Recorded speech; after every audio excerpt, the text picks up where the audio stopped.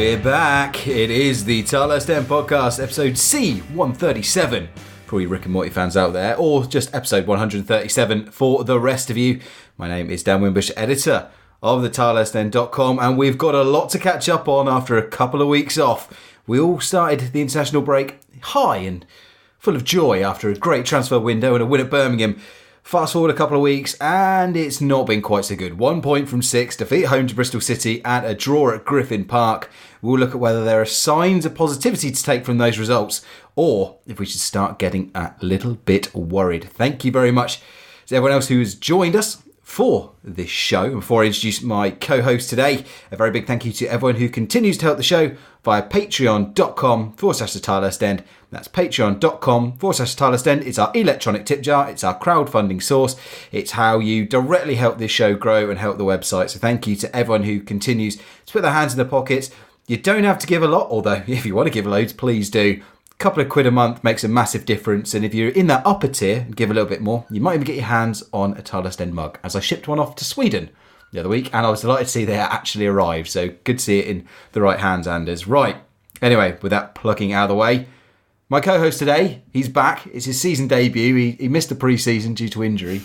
It is the godfather, the grandfather of Tilehurst End podcasting and Reading podcasting in general, Mr. Alan West. Westy, hello, welcome back. Yes, I'm glad to be back as well. So I don't know how many seasons I've done now. I think I'm up to 9. Yeah, 2008-9 was your first one, wasn't it? Yeah. So what, 9, 10, 11, 12, 13, 14, 15, 16, 17, 18, I think it's what, 10? That is a veteran, isn't it? That is a fully you're due a testimonial. I thought I'd been retired out, to be fair, but still, one more game. Yeah, we'll give you a testimonial at the end of the season. We'll get an all-star podcast. That'd be lovely. Get some of the old boys back. Yeah. See if we can get Johnny Forden back from his travels. Yeah, we'll get the other Williams back. Yeah, we'll get him back Paul, as well. Get Paul involved. Get everyone in. Ship him in from Germany. Absolutely. They've all gone far and wide.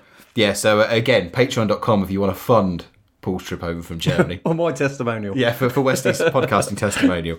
Anyway, Westy, as we haven't done a show for a couple of weeks, I was off on my jollies, so we've got a lot to get to. We'll delve into all that, starting in the recap. View from the Tilehurst End. Recapping this week's championship action. So as mentioned at the top of the show, Reading 0, Bristol City 1 and Brentford 1, Reading 1 are the two games we've got to talk about, Westy. Let's go back and talk about the Bristol City game a couple of weeks ago now, so we won't spend too long on it. Mm-hmm. But first of all, was this a deserved defeat for Reading? No, I didn't think it was a deserved defeat, but once again, and it's sort of a theme this year so far, I didn't think Reading done enough to win the game. Do you know what I mean? Although they had a lot of the ball, they didn't create a great deal of chances. When they did, they fluffed their lines, and you always thought that Bristol City would get one opportunity to score. As it turned out, they had a great opportunity before they actually scored that the guy put wide, and then the goal sort of duffed in off the goalkeeper's hand, didn't it really? But you always knew that was going to come, and because I haven't been on, obviously I haven't heard or I haven't been on the show this year so far. When you look back at the games so far this year, the worrying trend is that Reading last year, they seemed to be able to nick games when they wasn't playing that well. This year, they seem to be playing well in patches, but not all the way through the game again. But they're not nicking games. And even if you go back to the Aston Villa game, where I thought Reading were really good that day, I thought they played excellent football. I thought Villa didn't know how to cope with them. But if you look at the last 10 minutes of that match, Villa scored, and then they had a free kick outside the box, which quite easily could have gone in net, and they'd have ended up drawing that game as well. We're just not killing teams off, and we seem to be struggling to score goals. Well, this is where the whole, we talked about this on last season's podcast. There was this big luck debate, wasn't there? Are Reading a lucky side? And I mentioned it, it was either with Tom or on the last time we did this show, but it's not luck, but it's, are you going to defy the odds? Because the odds are, if you're not having a lot of shots, you're not taking your chances. Yeah. The chances are you get games where teams nick it, and very few times did that happen to Reading last season. The QPR game, they lost, Villa, those were the only two home games that it happened to us. This year, it just doesn't seem to be going in our favour, and that's that margin for error thing. If you're not putting teams away, you're going to have these results, and you can only have so many of these results before it's really fatal to your playoff hopes. I mean, potentially you can lose 10 games in this division, can't you, and still get promoted? Yeah.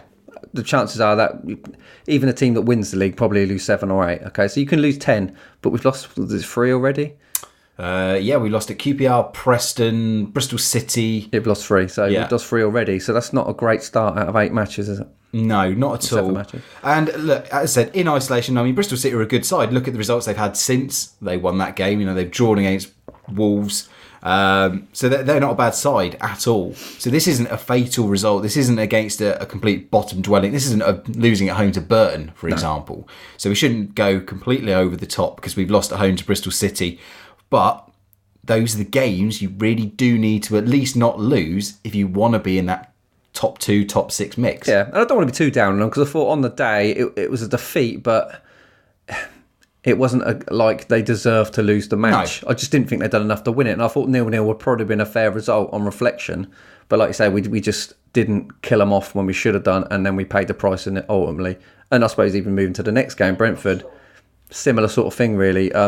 Brentford could have killed us off, and they didn't, and then they got sucker punched and could have easily lost the game as well. And that's Championship football for you, all over. Yeah, my voice assistant in the room just said, "I'm not sure." So clearly, it's not made up its mind on Reading's form either this season. No. But yeah, I mean, we look at it the other way. If Bodvarsson puts away that chance, which you would love to hope an international striker does 99 times out of 100, we're probably talking about a 1-0 Reading home win, a point at Griffin Park, and you're saying 4 from 6. You know, you're on that nice march back up towards the top 6. As it is, with those 1 point from 6, we're 18th in the table, admittedly with a game in hand. Yeah. But 8 points from 7, Westy. That is our worst start since the 2011-12 season, where we had 7 from 7, although we did end up winning the league that year. So get the sausage rolls out, we'll get a promotion party. Yeah, like I said, I don't want to be too down on them because I looked at the bench the other week and I thought, wow, we've got a good squad of players all of a sudden again. The only concern is that squad of players don't seem to score a lot of goals if you look at them historically. I mean, Kelly's been chipping in, which obviously he hasn't got an historical goal record because he's only just started playing first-team football. But when you look at Bodvarsson, was it 3 goals last year? And that's the man you're relying on to put the ball in the net. And so far, from the opportunities I've seen him have, he should have had at least 3 to 4 goals this season as we stand. Now, hopefully that'll change for him, but historically, you suggest that it won't. Yeah, you need him to get those early chances away as well because confidence can do massive things for strikers over the years. You look back at your Shane Longs and people like that who, once they got those goals, really went on a roll. And Bodvarsson, he got that first one under his belt up at Birmingham, but since then he's missed a few chances. He had a few at Brentford, as well. Probably the best 2 chances we had in the first half. Second one in particular, a lot of fans saying, he should have scored from getting around the keeper, but it was a bit of a difficult chance, that. Yeah, well, it didn't make the highlight package. That tells you we need to know. So it couldn't have been a great chance. But I think he had a good chance at QPR as well early in the season that he missed from quite close. And like I say, it's that at the moment is making the difference. We need someone to put the ball in the net and just kill teams off, but we're just not seeming to do it. And that is the concern. Yeah, well, you go from a late sucker punch from Aidan Flint to give Bristol City the win to Griffin Park. Nice boisterous away end. It was a good game at Brentford, atmosphere-wise, if not result-wise. We seem to get stuffed there fairly often. But it started end-to-end, and then Brentford just they scored and they took control. Looking at the Brentford goal, how many times have we seen a goal like this, Westy, where the midfield doesn't track, the defence sort of stands still, and you get a player beating a keeper from close range? Yeah, and poor passing as well, giving the ball away cheaply. They've done it quite a lot in the first half. If you're going to play possession football, you've got to keep possession, and they're just not doing it. Or they have spells, and they did it last year as well, where they give stupid goals away when you're in a strong position, when you've got the ball, and that's when you should be okay. It's not as if they're getting tackled, they're just mispassing. It's the amount of space in the box that these strikers seem to be getting, or midfielders for that matter. We're very open, aren't we? Yeah, you look at the goal that Hugh Gill scored for Preston against us up at Deepdale, and you look at the space that Clark has for Brentford on Saturday.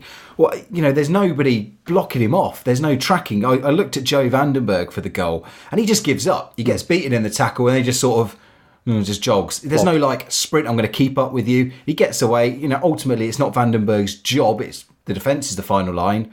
But I want to see that extra effort from the midfield. I want to see them getting in front of those shots, keeping the space tight. It's something we did really well under Steve Clark. Yeah, especially in the big games when it mattered. Those banks of players behind the line, there was no gap, there was no space for players to run into. You look at that FA Cup semi-final against Arsenal, brilliant effort, perfect example of how to defend, and we just don't seem to be able to do it, especially away from home now. In 2017, we've kept 3 away clean sheets, if you not include Wembley. 2 of those have come against Birmingham, who have been awful. Yeah. And the other one came against Sheffield Wednesday when Ali Al-Habsi had an absolute worldie. So there's just something. And I go back to the team selection for Brentford as well. We saw the 5 at the back work against Birmingham with a 2-0 win. Went back to the back 4 at Griffin Park. Is that a decision you agreed with? But no, I don't. I think if you look at us again defensively, we have been poor away from home. So you'd think that a bare minimum you try and keep a clean sheet. But like I say, Reading play very open sort of football, and playing forward at back makes it even more open because there's bigger gaps. If you've got someone sort of drifting in behind the two centre backs, you've got that extra cover. Now, whether he's thinking we're putting Van der Berg in midfield and he's sitting in front of them, I'm not sure he does that job all that well all the time. No. You know, he does tend to have switches off. Yeah, he just tends to have the odd moment of going to sleep, and so does Blackett as well. There's similar sort of players in that sort of mould. They do tend to switch off, and it does cost us. I think you should have stuck with 3. I also think, looking back as well at the Bristol City game, if you watch that game, when Reading are in good positions to score goals or to get crosses in, the midfield are not getting into that box quick enough. They all seem to stand on the edge of the box or stand further back. Now, whether that's because we've got a lot of defensive midfielders, I know Edwards was more of a goal-scoring midfielder, so I'd respect him to do it, but obviously we haven't seen enough of him yet. It just, again, I go back to couple football a lot, and when you see couple football, when the ball's wide, the box is full. Yeah, and when you watch our football now, when the ball's wide, there's 2 players in there, or 1, and that's not enough. But this is just the question that I have with Stam's midfield and the combination, is what is the combination they're designed to do? Is it a trio that he's hoping are going to protect the defence and keep the goals out, or is it a trio he's got in mind to create lots of chances? And the stats are damning. Like you say, clean sheets aren't happening. We're conceding sloppy goals. People are having space in the box, so they're not doing that role defensively well. Attacking wise, key passes, 71 in 7 games. That's only 17th best in the league. A key pass is one that leads to a chance. So again, they're not creating either. The trio we saw at Brentford was Vandenberg with Dave Edwards and Liam Kelly. We had Bakuna in there for Edwards against Bristol City as well. Do you think he knows the combination that he wants, or do you think that it's just a plan that's not worked so far? I don't think anyone knows the combination at the moment. I mean, I was doing I don't know if you do this as well, but on Get Ready on a Friday, you can pick your own team. Yes, squad selector. And I always tend to do it just to see what the other teams are. And I don't think anyone had picked the same side, which is either because players are not in good enough form to be able to be, everyone say, actually, no, they should be picked. Or, like you said earlier, does anyone know what the best combination is? Because I like Clement. I think he's a great player. Yeah. I see him play in the Carabao Cup against Millwall. And I thought he was excellent when he played. I think he's strong. I think he's good on the ball. I think he looks like he's going to get forward. I would pick him personally, and that might be a controversial decision. In a midfield sort of in midfield, central. in playing sort of an attacking midfielder. Okay. Because I think he looks like a good player that's going to need time because he's obviously adjusting. He's not really played a lot of first team football, but I think out of the lot of them, I think he offers you more as an athlete and as a footballer. And I think he's the sort of player that can keep the ball because he's used to playing that sort of football. The thing is as well, when John Swift comes back from injury, Stam's got another headache because you look at the options he's suddenly got. You've got Vandenberg, Evans, Bakuna, Swift, Kelly, Edwards, Clement, not to mention a couple of the youngsters who, put their hands up, the Rinomotors of this world. So many options. It's got to be tempting for Stam to keep tinkering and trying. A quote that stood out for me from his post-match this week, he said, "We're starting to get to know the players a lot better in training sessions and games, so it makes it easier to pick them. It doesn't mean the 11 in my head will be playing every time because we will still look at the opposition and think about which player is best for which game." So it does seem like he's not sure at the moment. But also, the thing that stands out for me looking at that, Westy, is you go back to Coppell football and Brian McDermott football to a certain extent, the 2 managers that have won promotion from this league. They picked a team and they said to another side, go out and beat it. I don't get that feeling with Stan that he's ever going to do that. That's exactly what I was thinking when you read that statement out. I think you should pick your best side that you think every match, and we should let them worry about us rather than us worry about them. I don't think, again, looking at the Championship, there doesn't seem to be anyone that's world beaters again. And I think when you look at Reading's squad, we've got a side that's capable of winning any game on its day. I think you should get a settled side, especially because you've got a lot of new players in that team now. Pick your team, set it out, and let teams know what we're all about rather than worrying too much about what goes on everywhere else. Because, like I said, especially at home, I think we're strong in general. We were last year very strong, and I think we've probably got a better squad of players this year, arguably, but I think we have. I think we've got lots of options in lots of positions, but I think you keep swapping and changing. No one really gets to know one another. I think you need a settled side, and I think that would be beneficial to us going forward, I think personally. I think when you get into the Christmas grind, you can understand with replacing like for like. But at the moment, there doesn't seem to be certainly watching from the outside, that plan that's obvious, like, he's in there to do this, he's in there to do that. Everyone just seems to be sort of floating around, especially in the middle. And getting that midfield combination right is vital. As much as we talk about getting players to stick away the chances, getting those chances to them and also saving those at the back as well is what's going to define the season. We've always talked about having strong midfield combinations. Ledgerwood and Karachan, Sidwell, Harper, Osborne, Goodin don't seem to have that standout combo right now. No, and they need to know each other's games, if that makes sense. They need to get a partnership on the pitch. I mean, I think down the years, last 3 or 4 years anyway, we've had McCleary and Gunter. They know each other's game. They played together before. They know what each other's going to do. You know the limitations. Barrow, I mean, I've seen Barrow. My opinion hasn't changed on him from what my friend said to me when he was at Leeds. He said, yes, he's very quick. Yes, sometimes you think, he looks really good, but ultimately he has no end product. And I think, to be fair to him, I think what I've seen of him this year, he does have a work rate. He will come back, he will track back. But of course you need to know that, don't you? McCleary's a different sort of player. I mean, he does track back, he does do the work, but McCleary's probably losing a yard on him nowadays. Yeah, I was going to say, not a really positive weekend for Gareth McCleary. No, it wasn't. It was a good opportunity for him to get back in the side as well, because we know what he's about, McCleary, and he know he can be a match winner. And same as Aluku, he's clearly going to play him every week, because you don't spend that sort of money on a player and stick him on the bench. And the midfield, Edwards has come in now. Like I said at the start, we haven't seen a lot of Edwards, so we don't know an awful lot about him. But in general, if someone's been at a club for 10 years, it's very rare they go somewhere else and make a name for himself. Does that make sense? No, it does. It's like you won't have many Wolves fans speak Look at James Harper when he had Fred in. You won't have many Wolves fans tell you about Michael Jilks, because he was at the back end of his career. He played for a season, you know what I mean? Whereas at Reading, we eulogise about him. So I don't know if Edwards will improve the midfield. We just hope he does. I mean, he's a big, strong lad, so that's something that we haven't got or hadn't got. But again, I still think Clement is the best. I think there's a certain trust issue as well with Stam as well, because you look at the amount of times he goes back to Joe van den Berg and Roy Behrens. Behrens coming on at half-time at Brentford for Bodvarsson.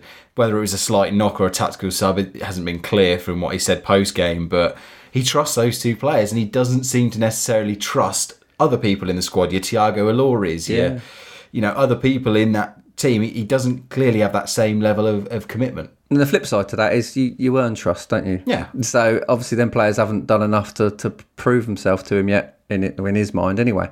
Thiago Aloris, I think, is a good player. I think he should play every week, especially if you're playing a back three. Even arguably, I would put him left back rather than Blackett, because Blackett's not one of my favourites. He's another one who flatters to deceive sometimes and does switch off. So yeah, if you pay a lot of money for players, you expect them to play. Obviously, he doesn't earn his trust yet. Paying $3.5 million doesn't count for much in Stam's mind, obviously. Yeah, well, you mentioned Tyler Blackett. Jordan Obita coming on for his first minutes of the season. Good to see, especially with the way he finished last season as well. Hopefully, he can continue that form. And that gives him a bit more option. I think sometimes the downside to that back five system is that Blackett at left back, does he offer you enough going forward? Whereas Jordan Obita seems tailor-made for that role. Yeah, he is a wing back. He's not a left back and he's not a winger. That is his position, I think, wing back. And he's very good at it. And he does put good crosses into the box.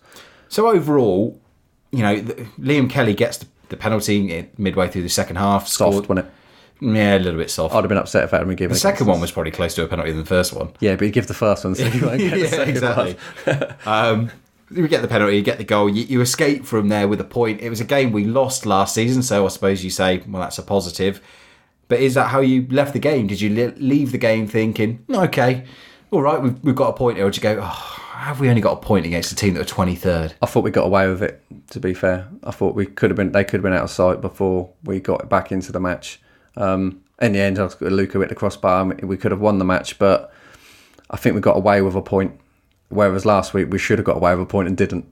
But that's not good enough really against Bristol City and Brentford. Like you say, Brentford I don't think have won this season, have they? No. So you look to, if you're going to get some away points, you expect to get 3. And we're not getting them against the clubs that I think are going to be mid-table at best. And we haven't really played anyone yet. Yeah, I was chatting to Wim Senior on the phone yesterday, and he was sort of saying, look at the teams we have actually played. We've not played your Leeds yet. We've not played even your Sheffield Wednesdays, your Wolves. Your Middlesbroughs, your Hulls. Exactly. That's the test. It is, but hopefully Reading can, rise to the occasion. They've generally done that over the years, especially at home. You think back to last season, they didn't get beat by Brighton, they didn't get beat by Newcastle, they didn't get beat by Fulham. So hopefully we can continue that this season. But as mentioned, 18th in the table now, 8 points from 7, and our worst start for 5-6 years. We're 7 points off the top 6 already and 9 points off the top 2. Very, very, very early days, and like I mentioned, we had fewer points and won the league in 2012. But you're already at a point now where you can sort of say, with a certain amount of confidence, we either will or won't be challenging for that top 2. I really don't think you can say anything. We've seen Reading be bottom half before Christmas, and like you say, win the league. So it tells you nothing. I think Reading have had a lot of changes over the summer. There's a lot of players coming into that side that we don't know an awful lot about. It will take time for them to settle. And I think that they'll get better and better as the season go on. Yep. Well, I hope so anyway. I don't see a lot from this side to make me think that they're going to be top 2. I think I said this after deadline day when we did a show. I think not getting that striker, whether it was Oliveira or whoever, means that they're not going to get the top 2. Because I don't think they've got that quality to get them out of jail. We've already seen it. They've not got the quality up front to get them out of jail when they're not playing well. But they have enough quality in this squad to be competing for the top 6. 7 points is nothing at this point in the season. We've got a game in hand. You beat Hull, other results go away. Suddenly it's 5 points. Game in hand, 2 points, boom. Yeah. Right back in the mix. So too early to say, but just looking at some of the way the other teams are doing and the strength there, I think top 2, I don't see it. Based on what we've seen so far and the general quality of the squad, I don't see top 2 happening. But hey, like I said, I certainly wouldn't have said that at this stage in 2011. No. And look what happened there. Anyway, we'll get into some of your thoughts on the game in the mailbag a little bit later on. But in the meantime, we've got some news bites on the way, including an injury update for Mo Barrow. Reading News Bites on the Tilehurst End podcast. Okay, so news bites time, and as it concerns Mr. Barrow, as mentioned, he wasn't in the squad for the Brentford game. That's because he's picked up a minor knee ligament problem, says Mr. Stam, that will keep him up for up to 10 days. That was said on Saturday, so that presumably rules him out of next weekend's game with Hull, but hopefully he'll be fit for the week after. Bit of a blow, Westy, because we talked about him a little earlier, but even if his end product hasn't been great, he's an exciting player. I like watching him. Yeah, I think he's the sort of winger that Reading fans like, the sort of jiltsy type player, but he's a Kebe type player. Yes. But like I say, just flat to deceive a little bit, and hopefully his own product will get a bit better. But like I say, he is a miss because of his pace and the fear factor with him. I mean, we've seen two times this year where he's got one player sent off just because he was too quick, and he should have had another player sent off, which he didn't. But like I was saying, that's the threat he's got, and that's what we've been lacking.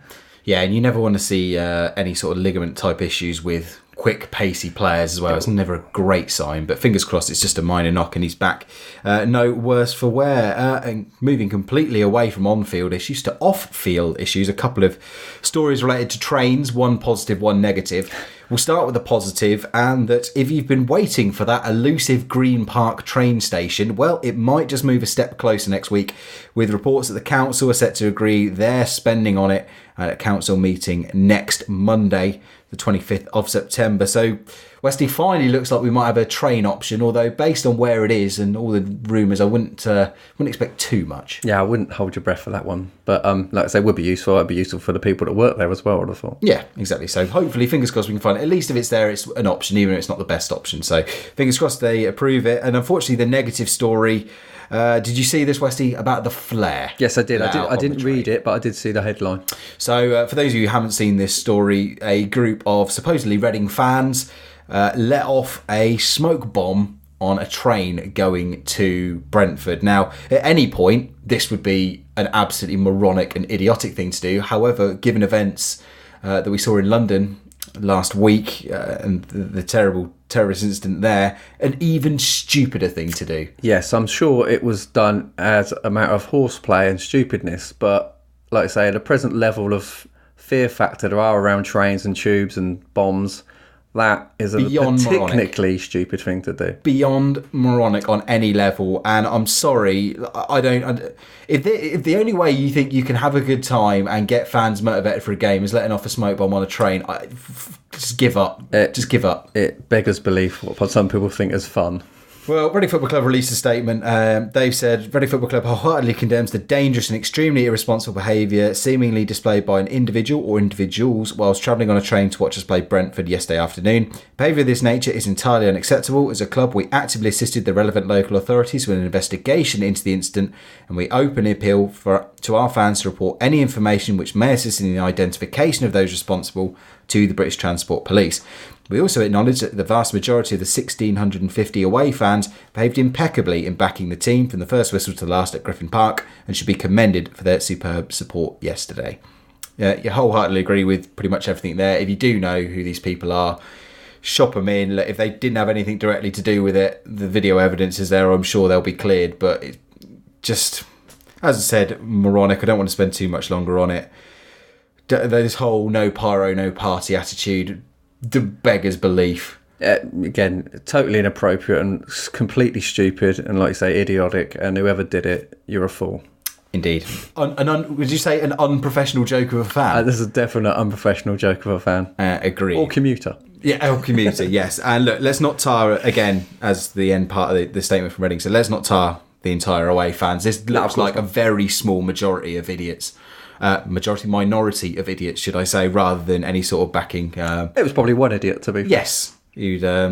As happens with these local away games, I'm sure a few cans were consumed. Yes. And, unfortunately, has led to that. So anyway, hopefully the investigation goes far, and if you do have any information, as said, report it to the authorities. Meanwhile, it's time to get into your portion of the show. It is time for that mailbag. Get social with the boys. Find them on Twitter at the Tilehurst End and facebook.com/the Tilehurst End. As always, a big thank you to everyone who continues to fill the mailbag. Westy, as it's a draw, we've got a middling mailbag this week. Yep, we know this, don't we, from experience. Yeah, I imagine it would be rather bigger had we not scored that penalty at Griffin Park. But as it is, we've thank you for all the feedback at the Tilehurst End on Twitter, thetilehurstend@gmail.com, and facebook.com/the Tilehurst End are how you can get in touch. We will start with Luke Jarrett. Now, this one was actually sent in a few weeks ago, but I missed it for the show. But I wanted to get your opinion on anyway, Westy. It was in relation to when we were linked with Shane Long during the transfer window. Okay. Luke says, with the rumour about Long all but dead, which one of all of our ex-players in their prime would you take right now? James Harper for me. Sidwell. That was my initial answer. Sidwell would be great in that side. I was also going to say Shane Long. Oh, definitely. If you had Shane Long up front, I can shoe him for promotion. I think the team needs a really good striker that can, again, get him out of jail rather than a midfielder right now. I mean, if you had Long, Barrow, and Aluko up front, that is a quick front three. Even Forster in there. Oh yeah, Forster as well. But you'd have a quick front three. I think Long in this division they'd struggle to play against him. They did when he was at his prime. I still think at the age he is, he could do a turn for us, and I wouldn't mind if he come down on loan in January, but I can't see it happen. Jimmy Quinn or Jason Roberts also stuck out for me.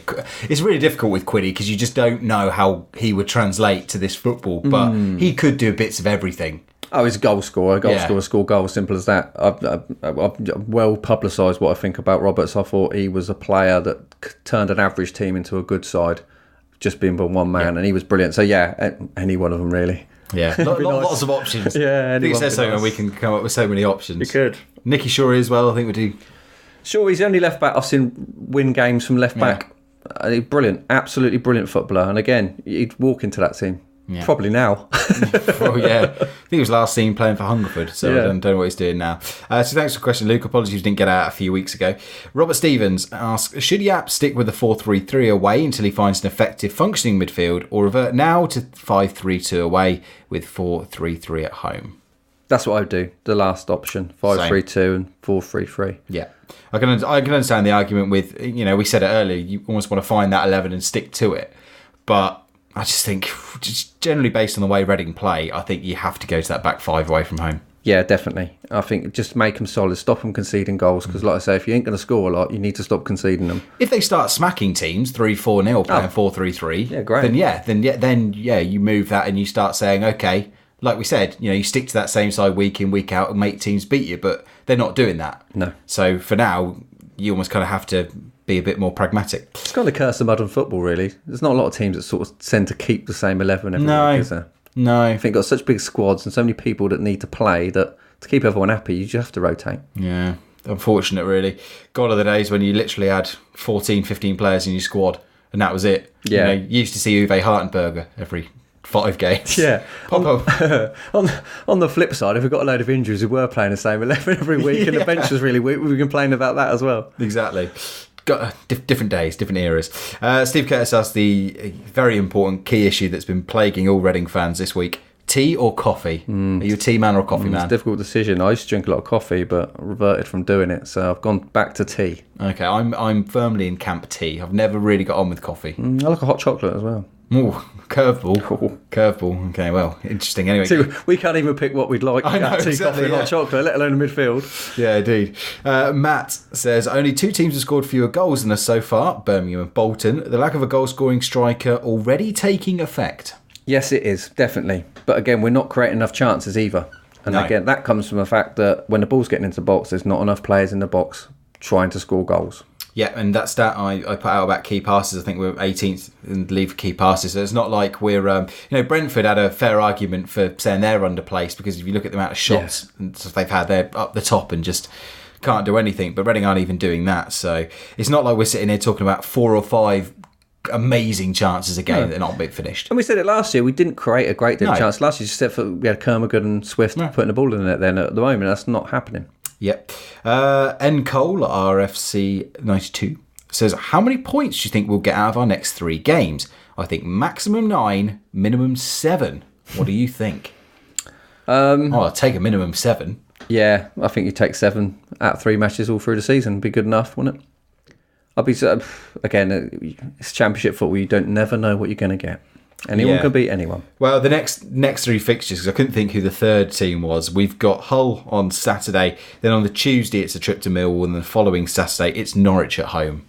I think it's asking a lot for 7. It's too tough home as a minimum. And to be fair, Millwall were very good the other day. When I watched them against Leeds, they could have won 3 or 4 easily. I think if you take 5 from 9, you are content. I think 6 is good, and I think 7 to 9 is brilliant. In any 3 games, if you get 7, then you're probably going to win the league. Just avoid defeat. If they can avoid defeat in 3 games, I think it gives you a really solid base to build off. Yeah, I think we want to see them score a few more goals and look a bit steadier at the back would be nice. A first half goal would be fantastic. Reading are the only team in the Championship that haven't scored a goal in the first half. There's a curveball it again. Do again. Last year, I thought we played what I can only describe as boring football. Yes. And again, I'm thinking it's quite boring. It is for the moment. I tweeted good against Villa. Yeah, I tweeted out at half time. It's boring, it's uninspiring, but you give them the benefit of the doubt because of the new players, because of some of the injuries. I wrote an article about 3 weeks ago saying that I'm actually quite excited by what Stan. I sort of could see what Stan was trying to do with the signings he was making, but so far he's not utilised them in a way that's any different. Yeah, don't get me wrong, I'm still excited to go and watch them, but when I get there, I'll come out thinking. Well, you just hope that with maybe Kermaggood back, with Swift back, with Barrow back, and with people like Bakuna and Abita getting in the team as well, that they gradually build up that flair, build up that attacking understanding. For me, it's like a bit like last year. It's still a little bit too slow. Do you know what I mean? If you're going to play possession football, great, but have some purpose with it. And we seem to go backwards, sideways, and then create one chance every half hour. And all right, it worked last year, but it's still not exciting to watch. But that's what I mean with a rested Swift, with a fit Abita, with a returning Kermaggood. I think he's got the ingredients now in the squad to play something a bit more exciting. It's just whether that actually materialises. Oh yeah, I agree with you. But I think Kermaggood, I thought he was very good last year. He was the fulcrum of everything. You know what I mean? He defended really well. He scored a lot of goals. You could hit him. He's super important to that side. But they've not replaced him, and he's retiring. And after a long spell out at the start of the season, not really having a pre-season, being injured, it's going to take Kermaggood a little while to get going. You might even see the best of him until the end of January.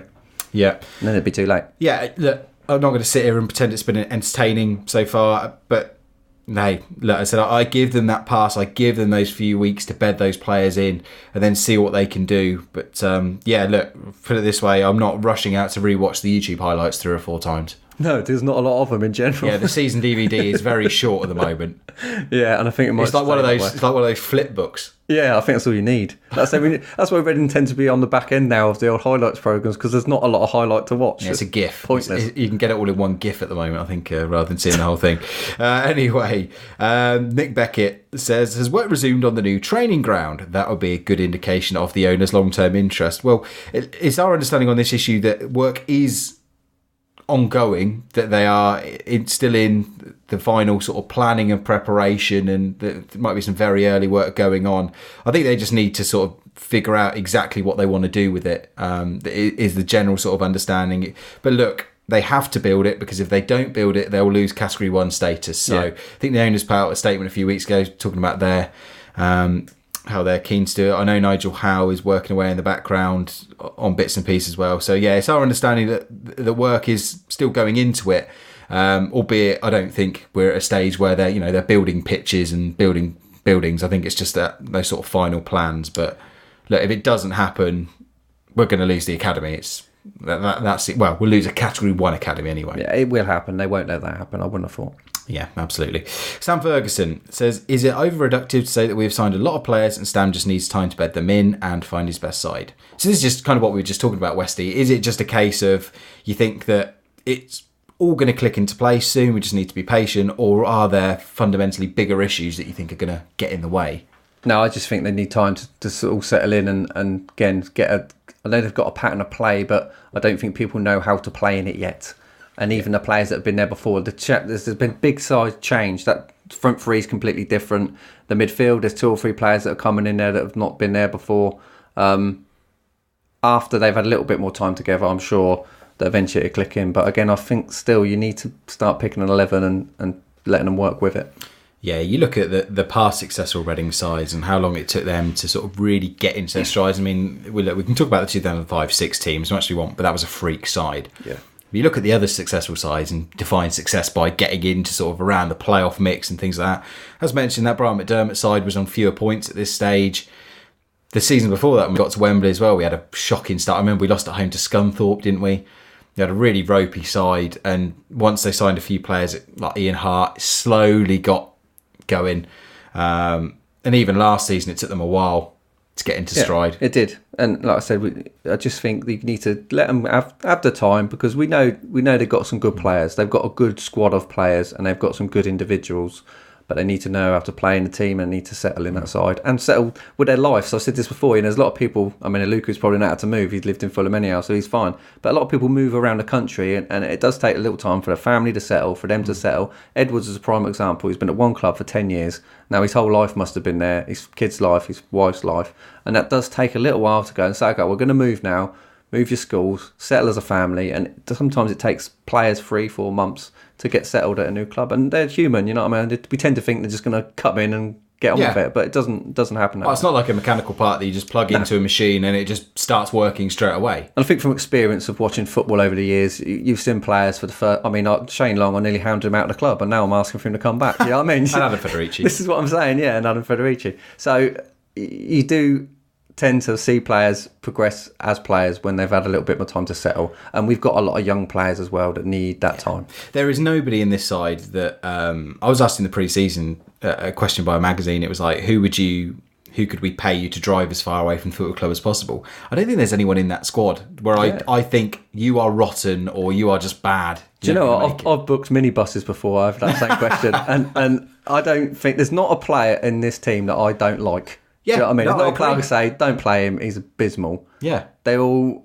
good championship players, or maybe a little bit better than that, but it's finding the right combination of them. Yeah, there's no one that I don't like. Yeah, I agree, which is a shame for the show, because, we need a pantomime villain. It's always helpful, yeah. It's award season in a couple of months' time, so, who wins the vaunted Hal Robson Canoe Underachiever Award? Might have to change it to the Most Average Award. The Most Average Award, yeah. Although I will actually say that Joey Vandenberg continues. I think he has risen into Hal's shoes as the most frustrating player that we've got at this football club, because he will do something brilliant and then something awful in equal measure. And put Piazza through for a long goal. He's so frustrating. But that's, again, it's why players end up at Reading. Exactly. because they've got flaws. If they'd have finished the article, then we haven't got them. Indeed. Right, anyway, that rounds up the mailbag. Again, thank you to everyone who has chipped in via @thetilehurstend on Twitter. It's thetilehurstend@gmail.com, facebook.com/tilehurstend. You can also watch the YouTube channel at youtube.com/tilehurstend. Been a bit quiet on the YouTube front. As mentioned, I've been away, so we've not had a chance to do many post-game shows. Hopefully we'll get those back off the ground in the next few weeks as well. And of course, thank you again to everyone who continues to fund us via patreon.com/thetilehurstend. Meantime, time to wrap up this show. Got 2 games to preview in Any Other Business. The Tilehurst End Podcast. Any Other Business. So before that game against Hull on Saturday, Westy, we've got the Carabao Cup to deal with. It is Swansea who are the visitors to the Mansard for what feels like about the 20th time in the last 5 years. Yeah. Not exactly the glamour Premier League opposition you wanted, but this does provides a bit of a winnable tie. Yes, it's winnable, but again, Swansea come and probably change the side like we may do. I'm guessing that Stammer put out a relatively strong team because he has in the last 2 rounds. And I'm sure Swansea would be more interested in staying in the Premier League. So what team they put out, I don't know. But Swansea play some good football. We do know they keep the ball. They'll try and play us at our own game to a certain extent. And it'd be a tough game for Reading. Well, they kept Spurs quiet at Wembley. Bit of a step down for the away following from Wembley to the Modesto Stadium. They drew 0-0 with Spurs at Wembley on Saturday. In the last round, they thrashed the MK Dons 4-1. And you look at the team that played in that last round, Westy. It's not...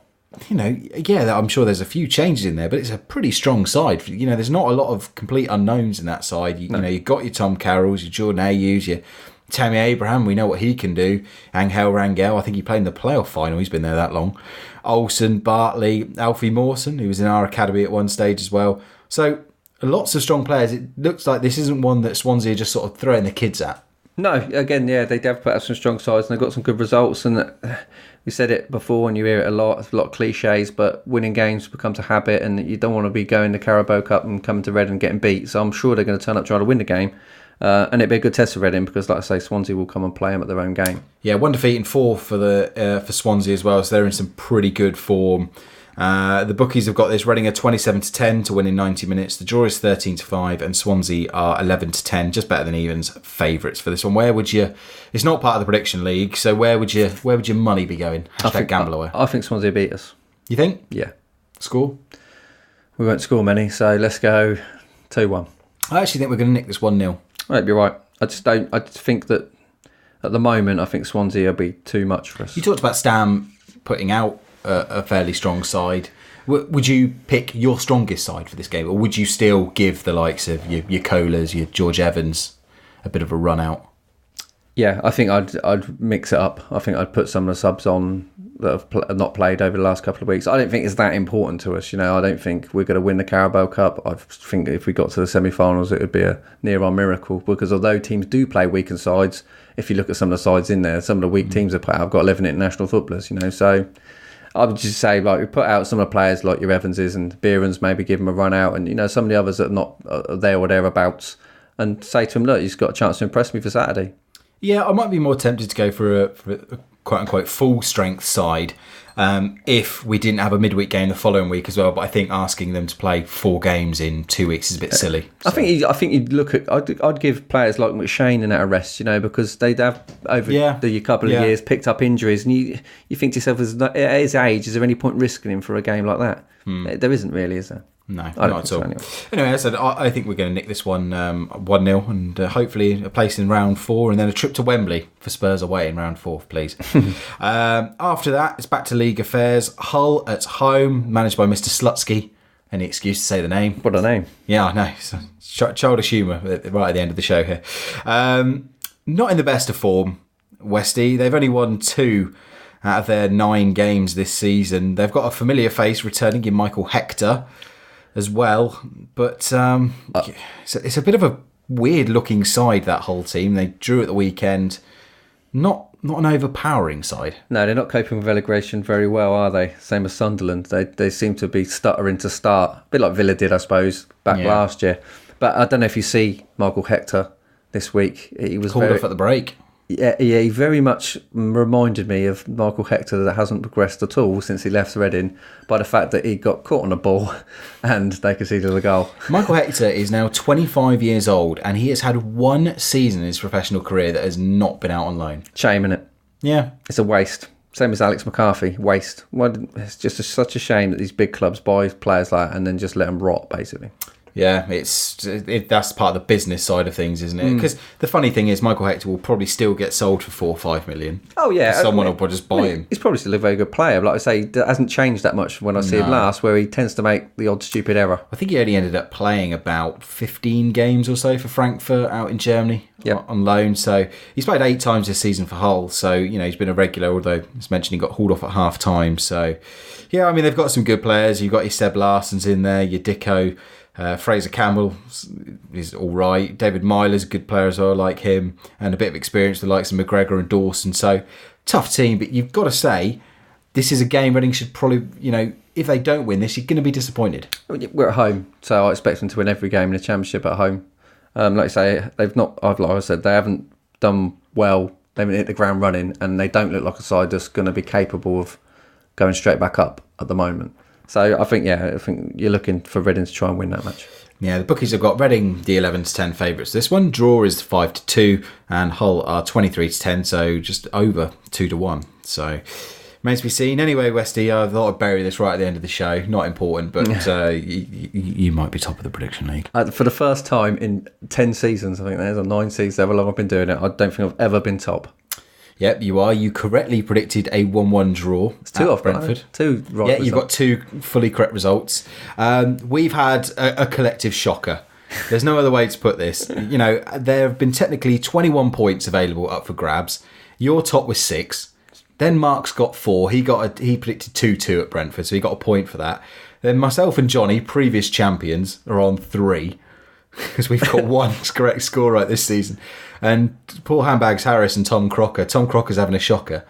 He's on 1 point, as is Handbags. So, yeah, look, all to play for. Yeah, all I'm saying is, look, we've never said that we're going to win you money with our predictions. At least we've not been put out as tipsters. No, we've never said that we're going to win anyone any money. In fact, we've always said #GambleAware. Yeah, and I've never won any money really. Yeah. So yeah, there is a reason we're recording this in a smallish house rather than like a palatial mansion. So far, anyway. Yeah, things can change quickly. But anyway, as you are the league leader, I'll let you go first for the Hull game. What say you? Right. We won't keep a clean sheet, so let's hope we score 2 goals. So Reading 2, Hull 1. 2-1. I am going to go for... I'm going to be slightly more optimistic, actually. I'm going to say 2-0. I think we will actually keep them out, but it remains to be seen. Anyway, I predicted doom at Brentford deliberately, so we'd get a point. So maybe it could be a tactic going forward. Yeah, just the negative. I think Johnny's been doing that for 3 years in the prediction league, so he's won one, and he's there or thereabouts most years. Indeed, I think he won the year we were awful. So there you go. Anyway, that does just about wrap up the show. I will be back with Tom Crocker. Hopefully on Friday, might be Thursday, not entirely sure at the moment, but keep an eye on the Twitter feed for that, for the podcast extra. If you've not listened to that show yet since we relaunched, it's basically a quick 20-odd minute show. We just round up the main sort of news headlines, look ahead to the weekend, get the news from Yap's press conference. So if you struggle to get through a whole show, although in saying that, I mean, come on, with a goal like this. Why would you? Exactly. But anyway, if you do like your show a little bit shorter, then I encourage you to check that one out on Friday as well. We'll also obviously have the Swansea game to talk about as well, so tune in for that one. Again, all the usual places. Head up to thetilelessend.com. Lots of great content up on there. We've got lots of reviews, roundups. Got the player ratings from Brentford. We've got our League 1 and League 2 roundup provided by our chums at D3, D4 Football. A couple of goals, former Reading players. QC Apea, remember him? No. He was on loan for Steve Clarke. Scored up at Derby, Mr. Apaya. Oh, I thought you said QC Apea. Yeah. I thought, who's that? No, QC Apaya, sorry. Yeah, I do remember him, yeah. He scored. Jake Taylor got a goal at the weekend as well, so that's nice to see. Yep. So, go head over and check that one out. And I said, lots of great content up. I think I'm going to put a bit of an opinion piece up on the Flair Gate, needless to say. As you heard earlier in the show, I wasn't a fan of it. So, stay tuned for that as well. And obviously, reports and ratings from the next 2 games. Westy, thank you for joining me. Hopefully get you back on. Hopefully it won't be another 8 games before we have you on. It's always a pleasure. And in the meantime, as always, go on you R's.